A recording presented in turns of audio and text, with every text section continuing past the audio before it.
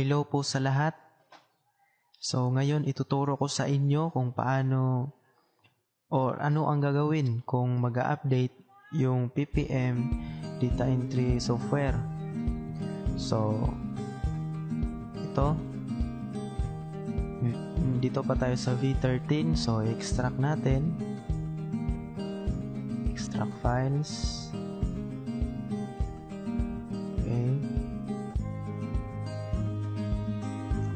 Folder, dito natin lagay, click natin, click, tapos punta tayo dun sa parang may typewriter, ito, tapos parang naklik ko na yun gumagana ganyan. Back, you must update the software at first, press OK to continue. So okay lang natin, natin yung i-up, download.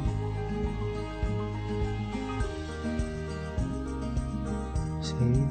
So ayan, nagda-download na. So balik lang tayo pagkatapos. So ayan, tapos na mag-download. Punta tayo dun sa downloads. Okay. Open tayo ng isang file, Windows E.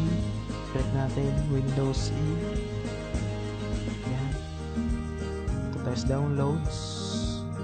Yan, kita natin. Drag natin to sa desktop. Pack. Close. Ayan. Ito na yung na-download natin. Extract natin. Right click. To extract files. Okay. Oops. Yan.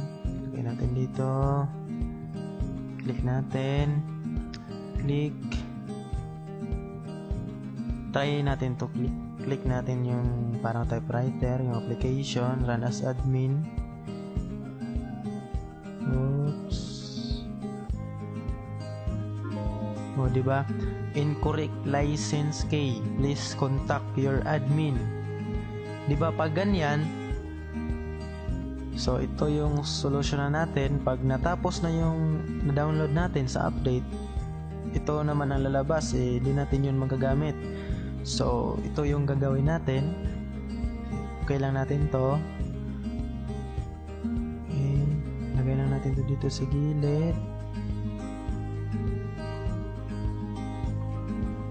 Close natin to para click natin yung sa V13. So click nyo sa V13 yung, tapos hanapin natin yung license. Oops, ito ba yun? Tignan natin ito, copy natin to. Ito yung license. Teka, hanapin yun, baka meron pa dito baka kasi okay, ito na yan. Copy natin to, copy or control C, and then lagay natin dito sa client B14 yung in-update natin. So control V or right click and paste. See, wala yung paste ito, paste or control V, then replace the file in the destination. So kung Windows 7 ang gamit nyo, continue nyo lang, replace or ano bang tawag dun, may replace din dun pero iba yung ganitong lumalabas.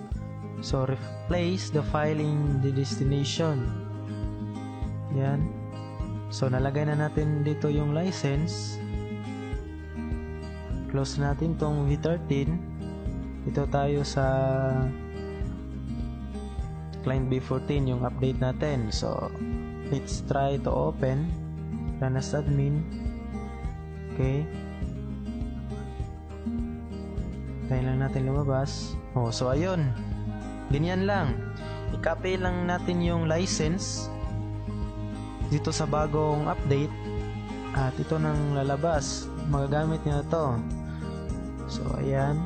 Enter nyo lang dito. Workspace. Click Start.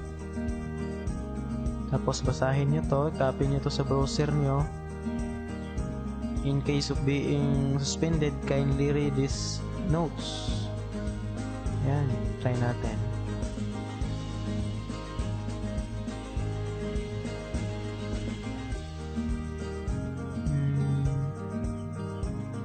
Copy natin yon.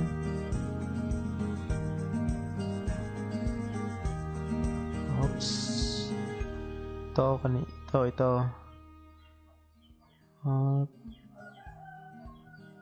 Copy. Paste natin sa browser. Oops. Lag. Lagay. Click Enter. Yan, para sa mga paulit-ulit na tanong. Yan, basahin nyo to. Yan, so, continue lang tayo dun. Dito sa B14. So, gagawa tayo ng shortcut. Click, right click, create shortcut. Ito. Close muna natin to. Create shortcut. So, ito yun, right click natin yung application. Click dito tayo sa create shortcut at ito ang lalabas. So, i-drag natin yung shortcut sa desktop. So, ayan. Close natin yan. So, ito na. Run as admin. Ayan, magamit na natin. So, ito, wag nyo itong i-delete. Ilagay nyo lang to dito para hindi to mawawala. So, kapag inilagay nyo to sa ibang folder, mawawala to. Pero, pwede nyo na rin i-install ulit doon sa folder na paglalagyan nyo at wag nyo ding i-delete doon. So, dito lang to para dito mawawala. So, para malagay ko to dito kasi sobrang dumi pag dito So, right click, pin to taskbar. So, ayan, nandito na siya. Tapos, i-delete ko to, drag na ko to sa recycle bin. Tapos, open natin ulit. Make sure your internet connection is mabilis para ma-open agad. So, ang hina ng internet connection ko kaya din na lang ako mag-open. So, ayun lang po.